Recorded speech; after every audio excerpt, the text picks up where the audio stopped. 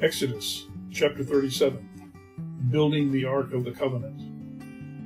Next, Bezalel made the Ark of acacia wood, a sacred chest 45 inches long, 27 inches wide, and 27 inches high. He overlaid it inside and outside with pure gold, and he ran a molding of gold all around it. He cast 4 gold rings and attached them to its feet, 2 rings on each side. Then he made poles from acacia wood and overlaid them with gold. He inserted the poles into the rings at the feet at the sides of the ark to carry it. Then he made the ark's cover, the place of atonement, from pure gold. It was 45 inches long and 27 inches wide. He made 2 cherubim from hammered gold and placed them on the 2 ends of the atonement cover. He molded the cherubim on each end of the atonement cover, making it all of one piece of gold.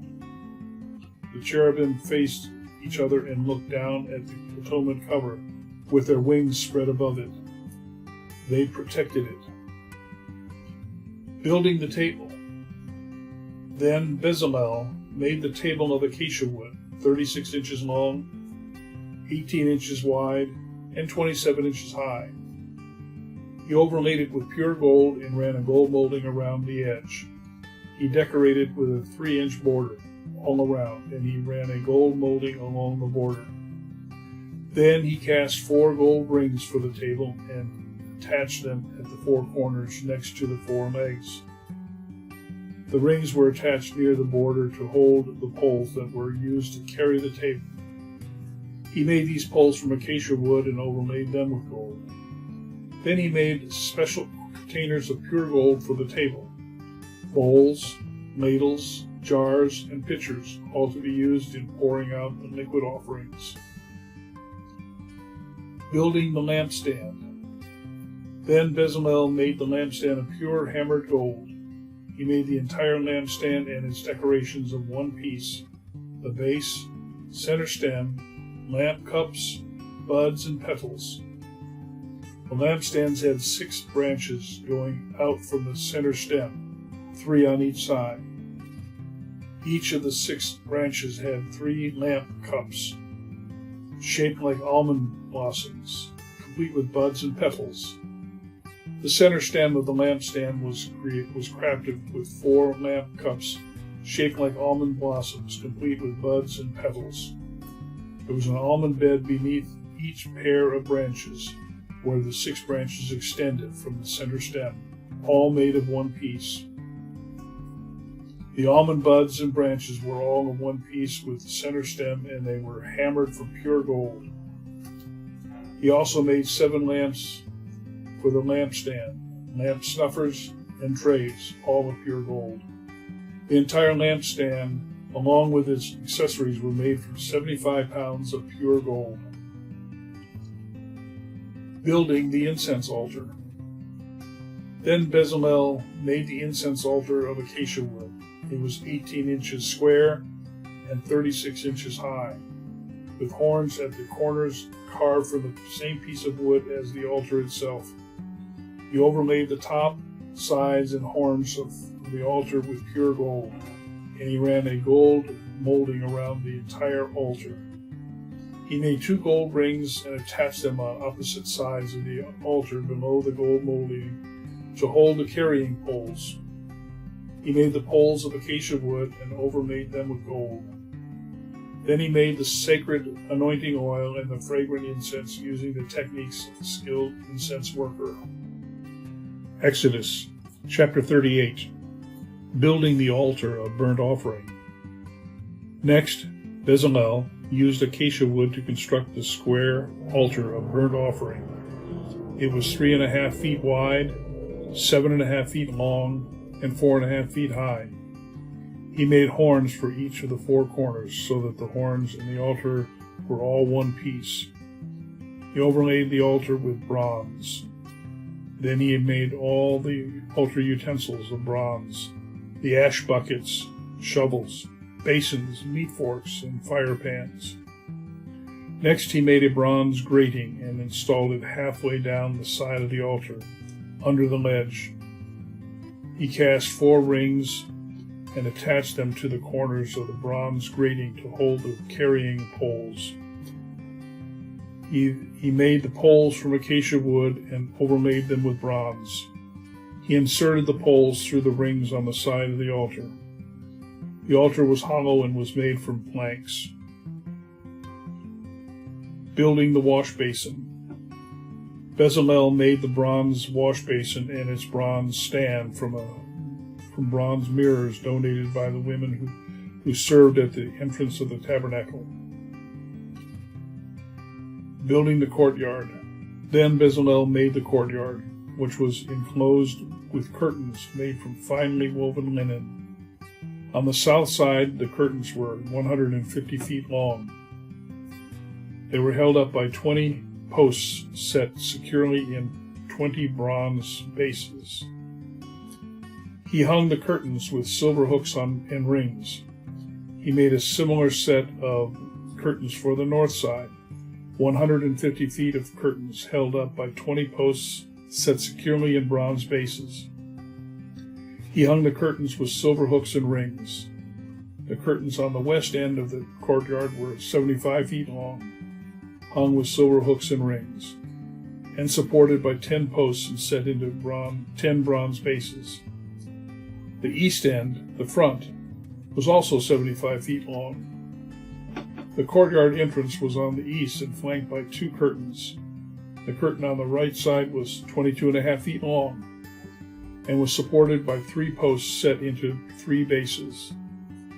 The curtain on the left side was also 22.5 feet long and was supported by 3 posts set into 3 bases. All the curtains used in the courtyard were made of finely woven linen. Each post had a bronze base, and all the hooks and rings were silver. The tops of the posts of the courtyard were overlaid with silver, and the rings to hold up the curtains were made of silver. He made the curtain for the entrance of the courtyard of finely woven linen, and he decorated with beautiful embroidery in blue, purple, and scarlet thread. It was 30 feet long, and its height was 7.5 feet, just like the curtains of the courtyard walls. It was supported by 4 posts, each set securely in its own bronze base. The tops of the posts were overlaid with silver, and the hooks and the rings were also made of silver. All the tent pegs used in the tabernacle and the courtyard were made of bronze. Inventory of materials. This is the inventory of the materials used in the building of the tabernacle of the covenant. The Levites compiled the figures as Moses directed, and Ithamar, son of Aaron, the priest, served as recorder. Bezalel, son of Ur, grandson of Hur, of the tribe of Judah, made everything just as the Lord commanded Moses. He was assisted by Oholiab, son of Ahisamach, of the tribe of Dan, the craftsman expert in engraving, designing, and embroidering with blue, purple, and scarlet thread on fine linen cloth. The people brought special offerings of gold totaling 2,193 pounds, as measured by the weight of the sanctuary shekel. This gold was used throughout the tabernacle. The whole community of Israel gave 7,545 pounds of silver, as measured by the weight of the tabernacle, the sanctuary shekel. This silver came from the tax collected by each man registering in the census. The tax is 1 bekah, which is half a shekel, based on the sanctuary shekel. The tax was collected from 603,550 men who had reached their 20th birthday. The 100 bases for their frames of the sanctuary walls and for the posts supporting the inner curtain required 7,500 pounds of silver, about 75 pounds for each base. The remaining 45 pounds of silver was used to make the hooks and rings and to overlay the tops of the posts. The people also brought as special offerings 5,310 pounds of bronze. Each was used for casting the bases for the posts at the entrance to the tabernacle, and for the bronze altar, with its bronze grating and all the altar utensils. Bronze was also used to make the bases for the posts supporting the curtains around the courtyard, the bases for the curtain at the entrance of the courtyard, and all the tent pegs for the tabernacle and the courtyard. Exodus chapter 39. Clothing for the priests. The craftsmen made beautiful sacred garments of blue, purple, and scarlet cloth, clothing for Aaron to wear while ministering in the holy place, just as the Lord had commanded Moses. Making the ephod. Bezalel made the ephod of finely woven linen and embroidered it with gold and with blue, purple, and scarlet thread. He made gold thread by hammering out thin sheets of gold and cutting it into fine strands. With great skill and care, he worked it into the fine linen with purple, blue, and scarlet thread. The ephod consisted of 2 pieces, front and back, joined at the shoulders with 2 shoulder pieces. The decorative sash was made of the same materials, finely woven linen embroidered with gold and blue and purple and scarlet thread, just as the Lord had commanded Moses. They mounted the 2 onyx stones in settings of gold filigree. The stones were engraved with the names of the tribes of Israel, just as a seal is engraved. He fastened these stones on the shoulder pieces of the ephod, as a reminder that the priest represents the people of Israel. All this was done just as the Lord had commanded Moses. Making the chest piece. Bezalel made the chest piece with great skill and care. He made it to match the ephod, using finely woven linen embroidered with gold and with blue, purple, and scarlet thread. He made the chest piece of a single piece of cloth folded to form a pouch of 9 inches. Then they mounted 4 rows of gemstones on it. The first row contained red carnelian, a pale green peridot, and an emerald. The second row contained a turquoise and blue lapis lazuli and a white moonstone. The third row contained an orange jacinth and the agate and a purple amethyst. The fourth row contained a blue-green beryl, an onyx, and a green jasper. All these stones were set in gold filigree. Each stone represented one of the 12 sons of Israel, and the name of that tribe was engraved on like a seal. To attach the chest piece to the ephod, they made braided cords of pure gold thread. They also made 2 settings of gold filigree and 2 gold rings and attached them to the top corners of the chest piece. They tied the 2 gold cords to the rings on the chest piece. They tied the other ends of the cord to the gold settings on the shoulder pieces of the ephod. Then they made 2 more gold rings and attached them to the inside edges of the chest piece next to the ephod. Then they made 2 more gold rings and attached them to the front of the ephod, below the shoulder pieces. All this was done just as the Lord had commanded Moses. Additional clothing for the priests. Bezalel made a robe that is worn with the ephod from a single piece of blue woven cloth, with an opening for Aaron's head in the middle. The opening was reinforced with a woven collar, so it would not tear. They made pomegranates of blue, purple, and scarlet yarn and attached them at the hem of the robe. They also made bells of pure gold and placed them between the pomegranates along the hem of the robe, with bells and pomegranates alternating all around the hem. This robe was to be worn whenever the priest ministered before the Lord, just as the Lord had commanded Moses. They made tunics for Aaron and his sons from fine linen cloth. The turban and the sacred head carvings were all made from fine linen, and the undergarments were also made of finely woven linen. The sashes were made of finely woven linen and embroidered with blue, purple, and scarlet thread, just as the Lord had commanded Moses. Finally, they made the sacred medallion. the badge of holiness, from pure gold. They engraved it like a seal with these words, Holy to the Lord. They attached the medallion with a blue cord to Aaron's turban, just as the Lord commanded Moses. Moses inspects the work. And so at last the tabernacle was finished. The Israelites had done everything just as the Lord had commanded Moses, and they brought the entire tabernacle to Moses.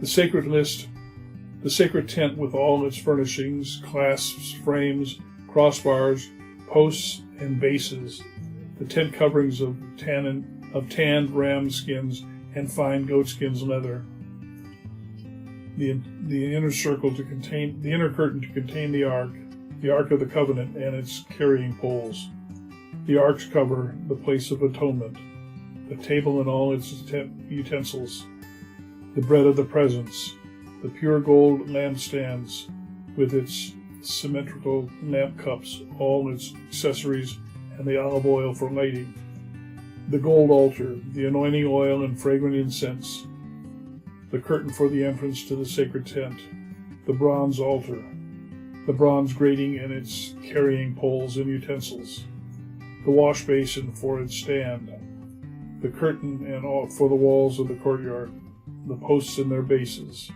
the curtain for the entrance to the courtyard, the ropes and the tent pegs, all the furnishings to be used in worship at the tabernacle, the beautifully stitched garments for the priest to wear while ministering in the holy place, the sacred garments for Aaron the priest, and the garments for his sons to wear as they ministered as priests. So the people of Israel followed all the Lord's instructions to Moses. Then Moses inspected all their work. When he found it had been done just as the Lord had commanded, he blessed them. Exodus chapter 40. The tabernacle completed. Then the Lord said to Moses, Set up the tabernacle on the first day of the new year. Place the ark of the covenant inside. Install the inner curtain to enclose the ark with the most holy place. Then bring in the table and arrange the utensils on it, and bring in the lampstand. Set up the lamps. Place the gold incense altar in front of the Ark of the Covenant. Then hang the curtain at the entrance to the tabernacle. Place the altar of burnt offering in front of the tabernacle entrance. Set the wash basin between the tabernacle and the altar, and fill it with water. Then set up the courtyard around the outside of the tent, and hang the curtain for the courtyard entrance.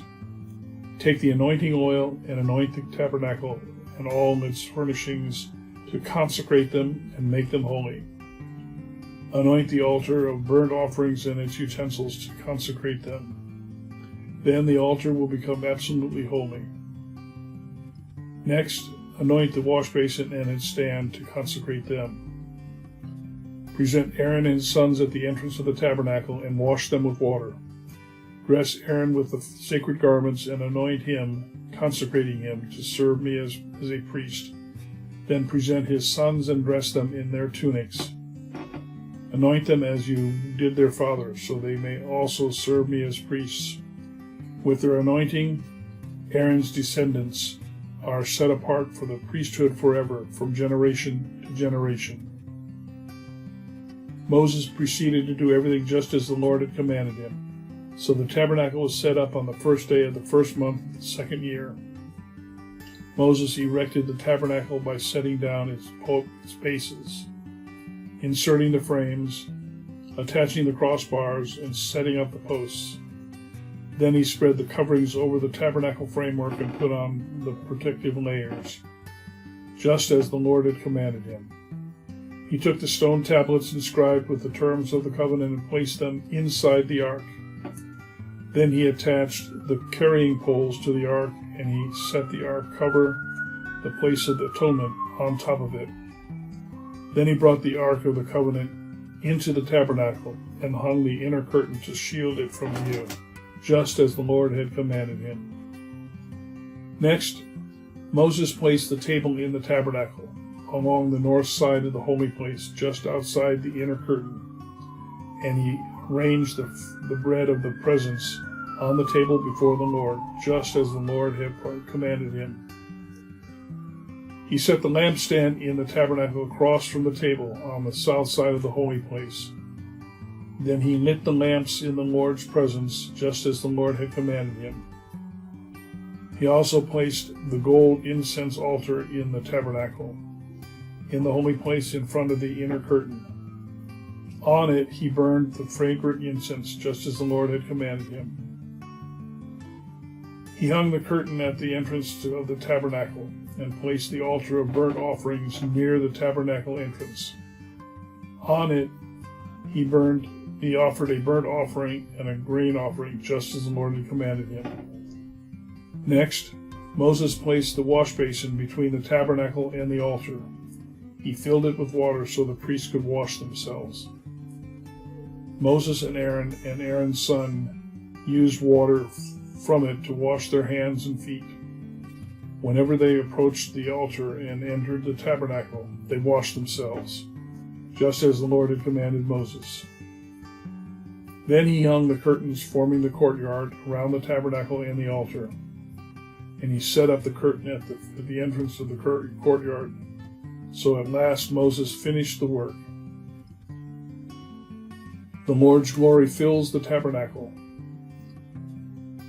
Then the cloud covered the tabernacle, and the glory of the Lord filled the tabernacle. Moses could no longer enter the tabernacle because the Lord had settled down over it, and the glory of the Lord filled the tabernacle. Now, whenever the cloud lifted from the tabernacle, the people of Israel could set out in their journey following it. But if the cloud did not rise, they remained where they were until it lifted. The cloud of the Lord hovered over the tabernacle during the day, and at night the fire glowed inside the cloud so the whole family of Israel could see it. This continued throughout all of their journeys.